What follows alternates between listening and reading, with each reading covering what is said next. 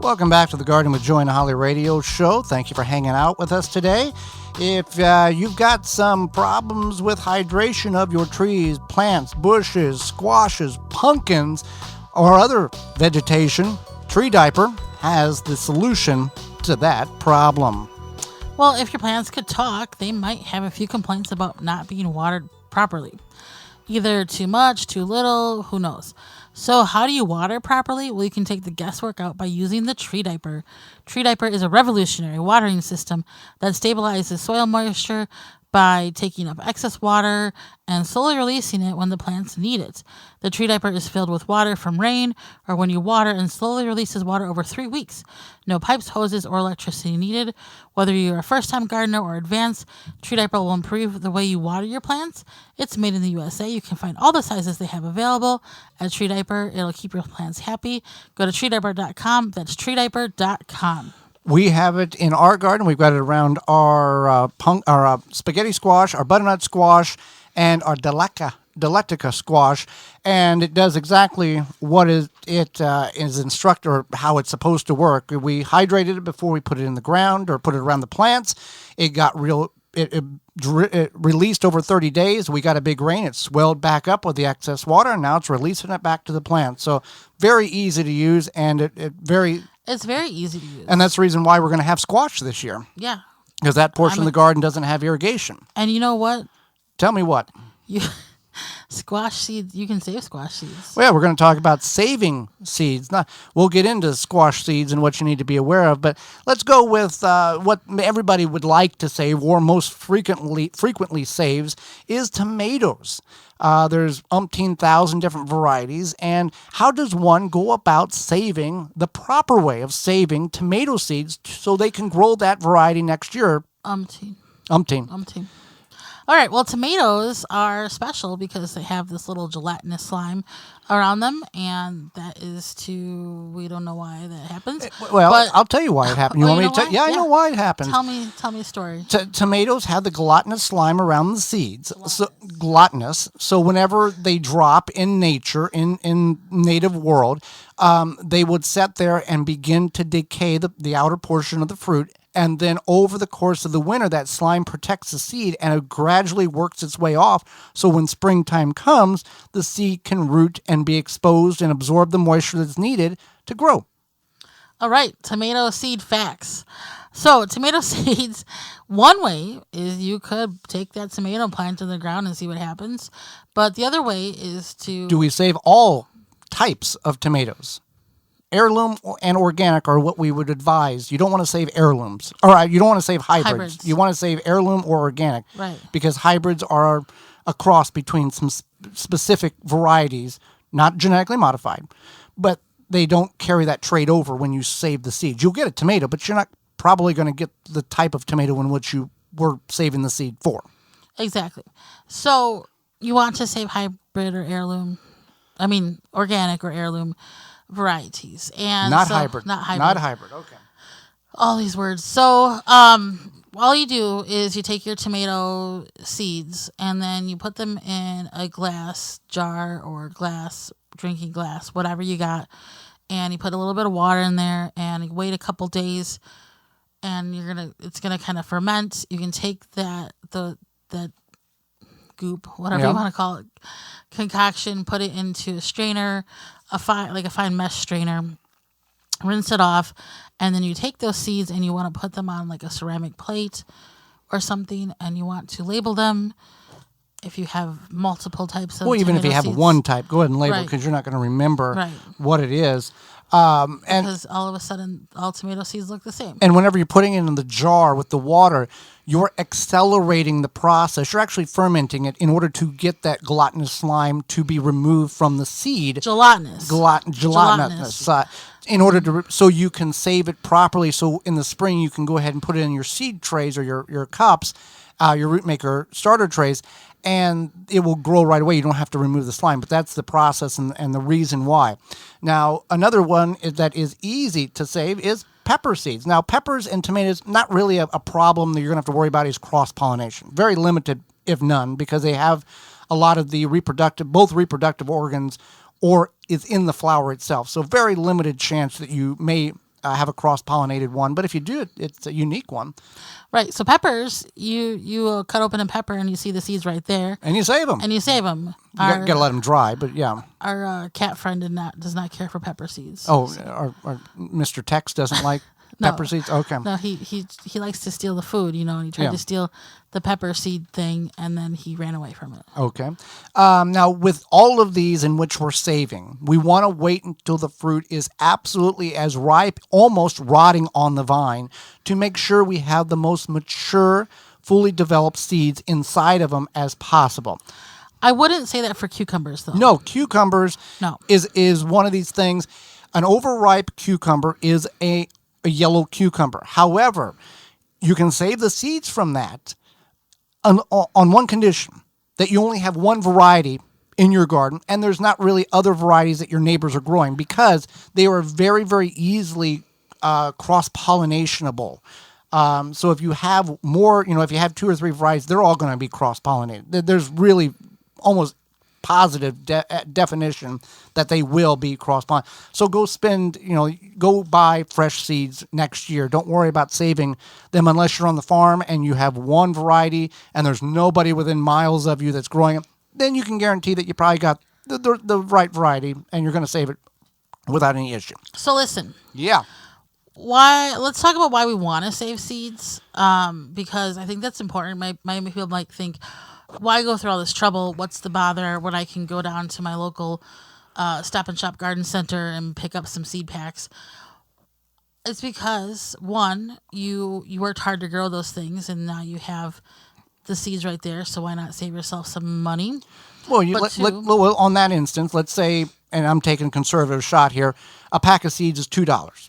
And you buy 20 different varieties. That's $40. If you can save half that, you've saved $20 worth of seeds that you've grown yourself. You can go get yourself some coffee. Well, I'll do other things, but anyway, yeah. But you can you understand the mathematics there, yeah. Yeah. So that's one thing, is saving money.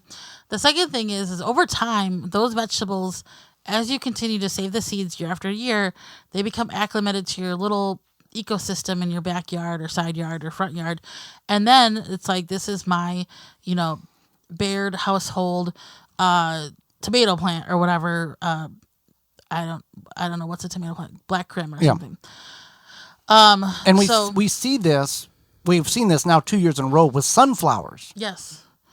So we have monster sunflowers in our garden. It's probably about 16 to 20 feet tall. It's just huge. I posted on my Instagram recently. And your Instagram handle is? The Fat Gardener. And the stalk on this thing is about 3.5 inches in diameter. It's huge. And it's sturdy. Yes. And so what had happened was we planted sunflowers there. Last year, they must have reseeded or whatever, and now we have monster sunflowers. And those seeds will fall in the ground, and they'll regrow next year as they have years past. It'll be a happy sunflower cycle. There you go. And sunflowers, you can save seeds from, assuming that you get them before the birds, the squirrels, and other varmints and rodents get a hold of them. Or like we do, we very rarely ever save sunflower seeds. We let them naturally fall in the ground and seed themselves, because sunflowers are one of those crops that really, in our eyes, do not inhibit the growth of other plants. These are mixed among our tomato plants, and they cast some shell, yes, but it's not like it's blocking the plants. There's tomatoes growing just fine around that monster sunflower, and it's cool and it's fun. So I recommend sunflowers. Make me happy, so maybe they'll make you happy. But you can save the seeds. Now watermelons, you can save the seeds for watermelons. The ones that have seeds in them, you can grow a seedless variety watermelon, but that's a hybrid. Where I'm talking about the old traditional Moon and Stars. What's the variety? It's the baby something. I'll think of it in a minute. But these sugar baby, yes. These have a lot of seeds, and you just take and spit them in a cup and rinse them off and let them dry, and plant them again next year. If you're in an area where watermelon can be grown and grown somewhat successfully in portions of the United States, some people have figured out very well and very successfully grown watermelon in the northern areas. I think there is a cream of Saskatchewan is a watermelon variety that is more adaptable to the colder northern climates or the shorter growing season. If you're in the northern areas, the people listening to us in Minnesota and South Dakota, North Dakota, Boston, and that area, if you're trying to grow an 80 or 90 or 120 pound watermelon, leave that to the Georgians and the Alabamians and the people in Louisiana, where they have that type of conditions that can favor those massive watermelon varieties. Pumpkin. You teased at the top of the segment there about squashes. Pumpkins can cross with other families of the pumpkin family there. While cross-pollination can occur among some cucurbits, it can also occur within the same species. For example, planting seeds from a pumpkin that was grown last year next to like a striped squash, you're going to get some type of mixture of a squash-pumpkin cross. That doesn't always mean that particular new mortation is going to be that tasty. Sometimes these cross, we see this with, and I think we've got a couple in our garden this year, spaghetti squash has got crossed. We purchased the seeds with some type of zucchini. Oh, yeah. What do you think that's going to be? It's going to be a spaghetti / pumpkin / zucchini. It's not. You're going to have to boil it down and try to make some type of something out. It's not going to have a good flavor. No. We've done that We've had this happen a couple of years. Oh yeah. Where you get this. It's supposed to be bright yellow. Supposed to be spaghetti squash. And it doesn't even get close to it because it's got a genetic in there from a different type of species of like family. You can also, another thing you can grow or save seeds if you grow them is gourds. Gourds, yeah.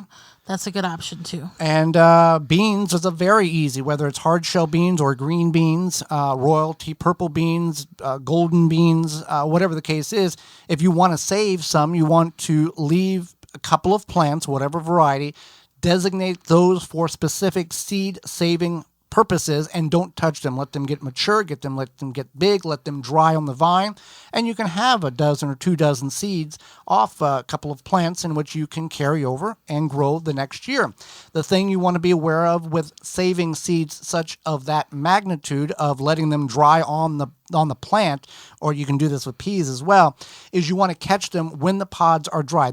The bean or the pea inside may not be completely dry, but when the shell of it is dry, go ahead and remove that and bring it in. Let it sit on a plate in indirect sunlight in a cool area, because if you let that pod get wet, you're going to have mold issues and potentially damage the seed by having mold on the seed as well. So something to keep in mind there when it comes to saving those seeds. Well, another thing to keep in mind is summer's just about over, Holly, and the kids are getting back into school, and the days are getting shorter, and in some places cooler. And the problem, you probably have forgotten about some things you need to do with your yard, haven't you? Yeah, just because it's fall, we don't want to forget about our yards and those Japanese beetles either. They may be gone, but they're not far. Not only did they feast on your roses and berries this summer, they laid eggs in your turf so that they can start. Not in the turf. They can start next year. You want to take a stand with Phylum's Grub Gone. Grub Gone is a non-chemical BT granular that specifically targets those scarab pests and their larvae. Simply apply the granular with a spreader, irrigate it into the soil, and let the naturally occurring bacteria do its job.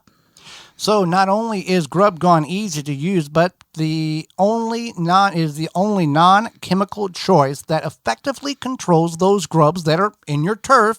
And my favorite part about it, it's non-toxic to bees and other pollinators such as butterflies and other beneficial insects. In fact, Grub Gone has zero label restrictions for using around flowering plants. So you don't have to get on your hands and knees and pull out those flowering plants, such as dandelions in the spring, that can be toxic to bees when they take off with using other chemicals, before you use Phylum Grub Gone. Go ahead and get it. Check it out. Have you checked it out, Grub Gone? That's Phylum Bioproducts, the natural choice. PHYLLOM Bioproducts.com. Hey there, gardeners. Thanks for checking out this segment of the Gardening with Joey and Holly radio show. If you like what you've seen, you can search through the channel and find full in-studio videos of the entire show. If you want to go another route, you can search for it on your favorite podcast platform by searching the Wisconsin Vegetable Gardener radio show or the Gardening with Joey and Holly radio show, and you can download it and take it with you. You can check out all past seasons at our website, thewisconsinvegetablegardener.com, under the radio tabs at the top of the page. We thank you for joining us. We hope you've learned and enjoyed the show, the segment, and we'll see you next time.